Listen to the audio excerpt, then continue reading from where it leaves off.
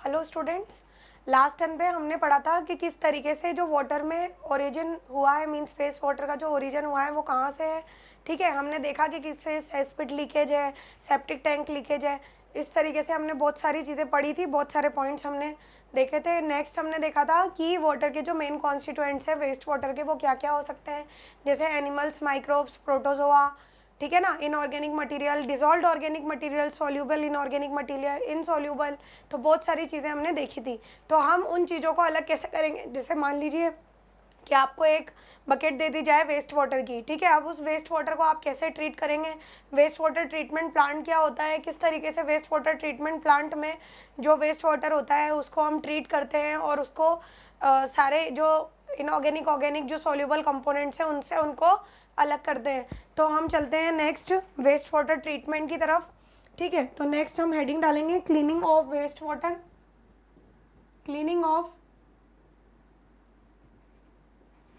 Waste water, ठीक है। वैसे तो बेसिकली इसमें 4 स्टेप्स फॉलो होते हैं वेस्ट वाटर की ट्रीटमेंट के लिए वेस्ट वाटर ट्रीटमेंट प्लांट में, बट मैं आपको डायग्रामेटिकली पूरा समझाऊंगी कि किस तरीके से इसका हम देखेंगे कि जो लार्ज साइज़ के पार्टिकल होते हैं उनको हम अलग कर देते हैं, फिर स्मॉल साइज़ के पार्टिकल, फिर वेरी स्मॉल साइज़ के पार्टिकल, उसके बाद जो ऐसे पार्टिकल जो डिजॉल्व फॉर्म में और हमें नेकेड आई से दिखाई नहीं दे रहे हैं उनको रिमूव करेंगे। फिर उसके बाद उसमें जो प्रेजेंट एनिमल्स जैसे कि माइक्रोस्कोपिक ऑर्गेनिजम्स जैसे कि प्रोटोजोआ है और बहुत सारी चीज़ें हैं माइक्रोस्कोपिक, तो वो रिमूव करेंगे और कैसे हम उसको ट्रीट करेंगे, ठीक है। तो हम यहाँ पर चलते हैं। सबसे पहले आप लिखें क्लीनिंग ऑफ वेस्ट वाटर। तो क्लीनिंग ऑफ वेस्ट वाटर का मतलब क्या होता है, तो इसको लिख लें process of removing pollutants, process of removing pollutants from, ठीक है, process of removing pollutants from waste water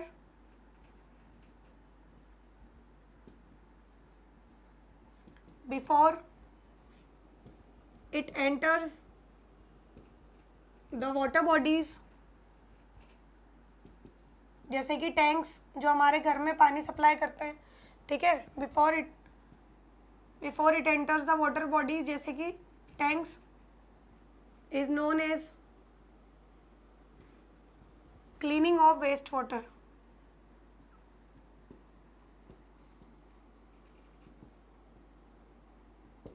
ठीक है। आई बात समझ में। अब इस प्रोसेस को क्या कहा जाता है, कंबाइंडली सीवेज ट्रीटमेंट। क्या कहा जाता है, क्लीनिंग ऑफ वेस्ट वाटर को ही क्या बोलते हैं हम, सीवेज ट्रीटमेंट,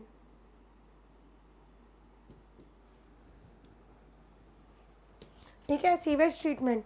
अब जो वाटर ट्रीटमेंट प्लांट्स होते हैं वो 2 तरह के होते हैं।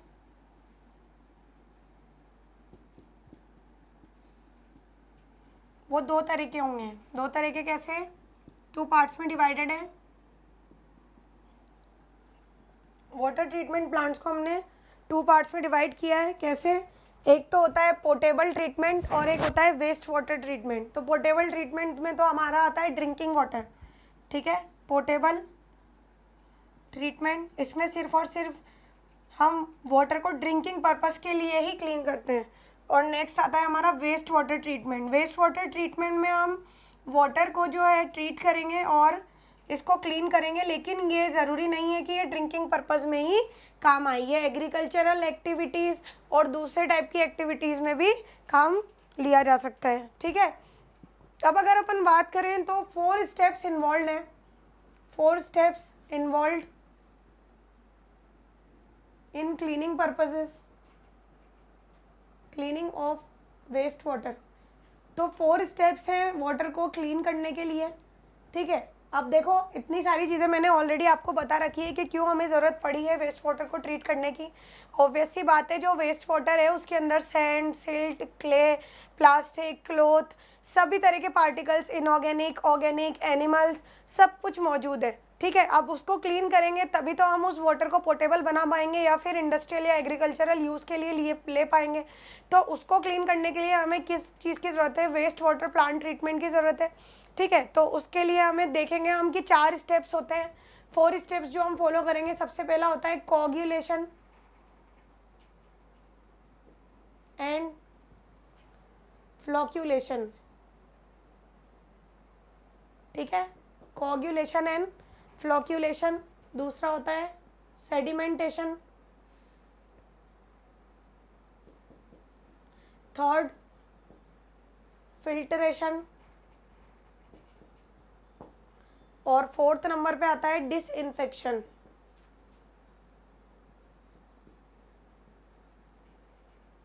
ठीक है, तो पहला आता है coagulation and flocculation, second sedimentation, third filtration और लास्ट डिसइंफेक्शन। अब कोगुलेंट्स जो होते हैं, कोगुलेंट्स मतलब होता है कि अगर हम पानी की इम्प्योरिटीज़ को हटाना चाहते हैं तो उसके अंदर हम कोगुलेंट्स ऐड कर देते हैं।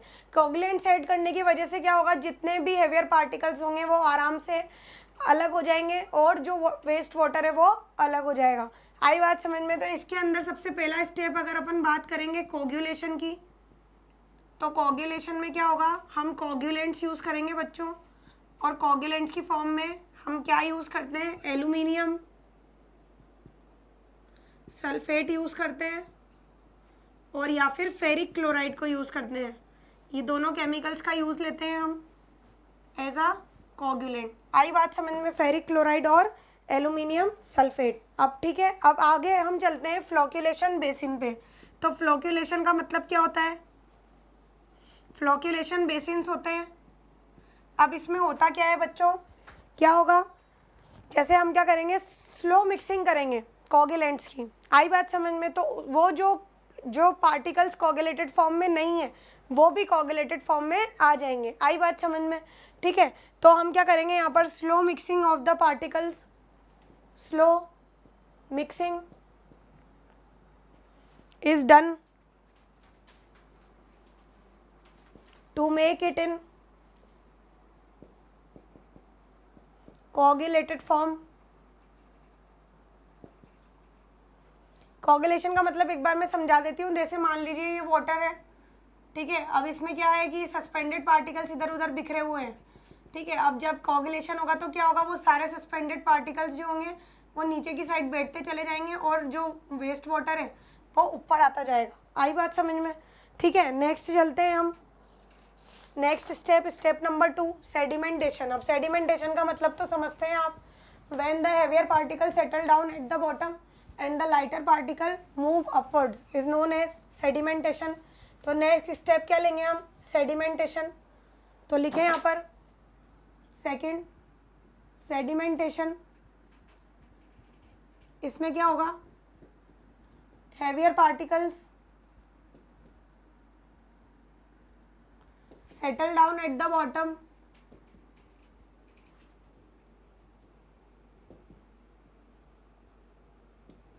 and lighter particles floats। तो आप क्या करेंगे, जैसे मान लीजिए ये सेडिमेंटेशन टैंक है, इसके अंदर आप क्या करेंगे, यहाँ पर जैसे सेडिमेंटेशन हुआ बहुत सारे हेवियर पार्टिकल्स क्या होंगे, यहाँ नीचे आ जाएंगे। ठीक है, अब क्या होगा, लाइटर पार्टिकल्स और वाटर, इसको यहाँ से हम रिमूव कर लेंगे और दूसरे टैंक में ट्रांसफ़र कर देंगे। तो यहाँ पर वो वाटर आ जाएगा जिसके अंदर ऐसी इम्प्योरिटीज़ ना प्रेजेंट हों जो कि हेवियर है एज़ कम्पेयर टू वाटर। आई बात समझ में? ठीक है, नेक्स्ट लेते हैं हम फिल्टरेशन। तो फिल्टरेशन में क्या करेंगे, थर्ड सेडिमेंट तो हो गया, अब क्या करेंगे, फिल्टर करेंगे। तो फिल्टरेशन के लिए हम बहुत सारे एनिमल मेम्ब्रेन्स भी यूज़ कर सकते हैं, फिल्टर पेपर्स, ठीक है, फिल्टर सैंड फिल्टर्स भी यूज़ करते हैं हम। तो यहाँ पर लिखें फिल्टरेशन और इसमें लिखें sand filters are used for separating unwanted particles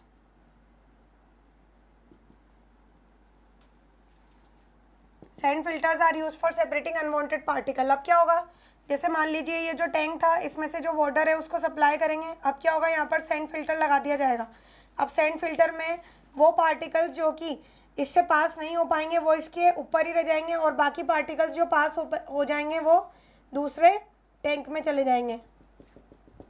आई बात समझ में? तो इस तरीके से हमने क्या कर दिया, फिल्टरेशन कर दिया। अब फिल्टरेशन करने का एक तरीका होता है, ठीक है, ऐसे ही हम फिल्टरेशन नहीं करते हैं। सैंड फिल्टर्स तो हम यूज़ कर ही रहे हैं। तो सैंड फिल्टर्स जो होते हैं बच्चों, सैंड, सिल्ट और क्ले से ही बना होता है, ठीक है। हम क्या करते हैं, एक कॉलम लगाते हैं, उसको हम कॉलम क्रोमेटोग्राफी भी बोलते हैं। यहाँ पर मान लीजिए यहाँ पर एक कॉलम लगाया है हमने। अब पहले तो क्या होगा, जो वाटर है सेडिमेंटेशन टैंक में से यहाँ आएगा। अब यहाँ पर क्या होता है, अलग अलग लेवल होते हैं। जैसे बीच में हमने सैंड, सिल्ट और ग्रेवल भर दी है, ठीक है। उसके बाद हमने यहाँ पर सिलिका जेल को फिल कर दिया है। उसके बाद लार्ज वापस हम पेबल्स फिल कर देते हैं। अब क्या होगा, जो वाटर आएगा वो क्या होगा, यहाँ पर उसकी इम्प्योरिटीज़ डिपॉजिट होना स्टार्ट होंगी, फिर यहाँ पर, फिर यहाँ पर, फिर यहाँ पर, और बाद में हमें क्या मिलेगा, इस तरीके से यहाँ पर हमें क्या मिल जाएगा, फिल्टर्ड वाटर। तो इस टाइप की टेक्निक को हम बोलते हैं क्या, कॉलम क्रोमेटोग्राफी। तो ये जो होता है ये कॉलम होता है, ठीक है, on the basis of densities या फिर on the basis of size of the particle. अगर आप सेपरेट कर रहे हो तो इस तरीके से कर सकते हैं। लास्ट हम देखते हैं डिसइंफेक्शन, फोर्थ पॉइंट डिसइंफेक्शन। तो डिसइंफेक्शन में आप क्या करेंगे, इस तरह की चीज़ें यूज़ करेंगे कि वाटर जो हमें मिला है यहाँ पर उसके अंदर कोई भी इम्प्योरिटीज़ ना रह जाए, मतलब उसके अंदर कोई भी dissolve animals, protozoa, virus, bacteria ना रह जाए। आई बात समझ में? ठीक है। तो आप यहाँ पर देख सकते हैं जो डिसइंफेक्शन टैंक होते हैं, जैसे मान लीजिए ये वाटर कलेक्ट हुआ है, हमारा फिल्टर्ड वाटर है ये बिल्कुल, ठीक है। अब इस फिल्टर वाटर में क्या करेंगे, सबसे फर्स्ट स्टेप जो होगा उसको ट्रीट करेंगे स्टेप 1 में। स्टेप 1 में आप ट्रीट करोगे इसको क्लोरीन से, फिर क्लोरीन से भी सारी जो अनवांटेड इम्प्योरिटीज़ हैं वो रिमूव नहीं होती हैं। फिर सेकंड स्टेप में इसको आप ट्रीट करोगे किससे, यूवी रेडिएशन से या फिर ओजोन से, ठीक है। और ओजोन से भी अगर रिमूव नहीं होंगी तो लास्टली यूवी रेडिएशन से तो रिमूव हो ही जाएंगी। तो अल्ट्रा वायलेट रेडिएशंस जो होती हैं, यूवी रेडिएशंस, हम यूज़ करते हैं इसको डिसइंफेक्ट बनाने में, डिसइंफेक्टेड बनाने में। आई बात समझ में? तो इस तरीके से ये पूरा प्रोसेस होता है, ठीक है। अब आप ये देखें कि 4 मैंने आपको प्रोसेसेस बताए, कौन कौन से, coagulation and flocculation, sedimentation, filtration and disinfection, ठीक है। अब इसी चीज़ को हम डायग्राम से समझेंगे, ठीक है। हम यहाँ पर एक डायग्राम ड्रॉ करेंगे वेस्ट वाटर ट्रीटमेंट प्लांट का।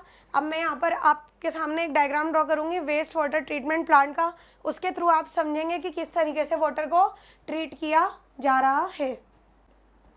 तो यहाँ पे आप देख सकते हैं बच्चों कि किस तरीके से मैंने यहाँ पर वेस्ट वाटर ट्रीटमेंट प्लांट को ड्रॉ किया है।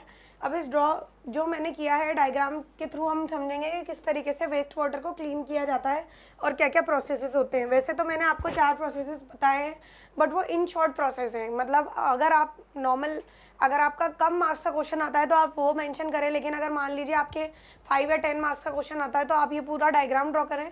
अब आप इस डायग्राम के थ्रू किस तरीके से समझाएंगे, देखिए। सबसे पहले यहाँ पर क्या आ रहा है, रॉ सीवेज। रॉ सीवेज मतलब जो जितना भी गंदा पानी है, नाले वगैरह जो भी सीवेयर्स होते हैं उनका जो पानी है अगर वो आ रहा है तो उसको रॉ सीवेज बोलते हैं।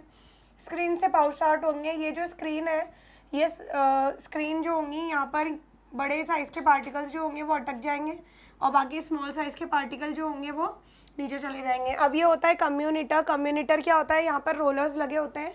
जैसे कुछ पार्टिकल्स ऐसे होते हैं जो कि डिज़ोल्व फॉर्म में नहीं होते हैं, वो अनडिज़ोल्व फॉर्म में रहते हैं, तो कम्यूनिटर क्या होते हैं, उसको क्रश कर देते हैं। क्रश करने की वजह से क्या होंगे, वो डिज़ोल्व फॉर्म में कन्वर्ट हो जाएंगे।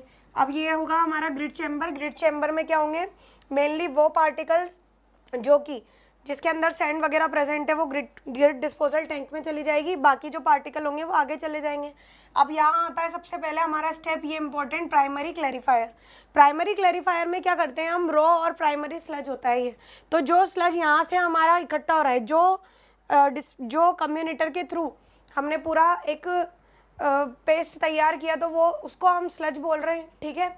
अब जो ग्रे मैंने बताया था, ग्रे वाटर, उसको बोलते हैं स्लज, ठीक है ना। अब यहाँ पर रॉ और प्राइमरी स्लज है। अब रॉ और प्राइमरी स्लज कहाँ जाएगा बच्चों, यहाँ पर जाएगा, ठीक है। अब यहाँ पर जाने के बाद ये इस रेगुलेटर पे जाएगा। यहाँ पर क्या होगा, इस पर ब्लेड्स लगी हुई हैं तो कुछ पार्टिकल तो यहीं अटक कर रह जाएंगे, बाद में कहाँ चले जाएंगे, वो प्राइमरी इफ्लुएंट में चले जाएंगे।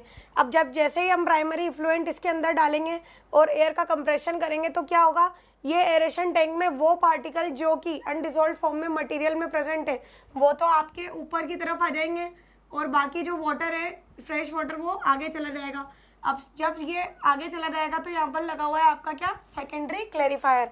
जब सेकेंडरी क्लैरिफायर में ये चला जाएगा तो काफ़ी क्लीन वाटर हमें दिखाई देगा। अब क्लीन वाटर में भी कुछ ना कुछ इम्प्योरिटीज़ प्रेजेंट होंगी तो उसके अंदर हम क्या ऐड कर देंगे, सेकेंडरी इफ्लुएंट। जैसे ही हम सेकेंडरी इफ्लुएंट करेंगे एज अ डिसइंफेक्टेंट की फॉर्म में, जैसे क्लोरीन हो सकता है, यूवी रेडिएशन हो सकती हैं, ओजोन हो सकती हैं, उसके बाद वो क्लीन वाटर टैंक्स में भर दिया जाएगा और यहाँ पर डिस्चार्ज टू सरफेस वाटर और टर्शरी ट्रीटमेंट इज़ नीडेड।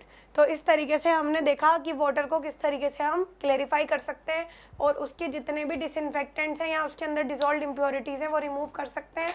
यही सेम डायग्राम आपके मॉड्यूल में भी मेंशन्ड है, तो आप एक बार देखें और उसको पढ़ें, एनालाइज करें। जो मैंने आपको प्रोसेसेस बताए हैं वो उन पर अप्लाई करके देखें, आपको ईजिली समझ में आ जाएगा। नेक्स्ट लेक्चर में हम पढ़ेंगे सैनिटेशन प्रैक्टिसेस के बारे में। ठीक है, थैंक यू।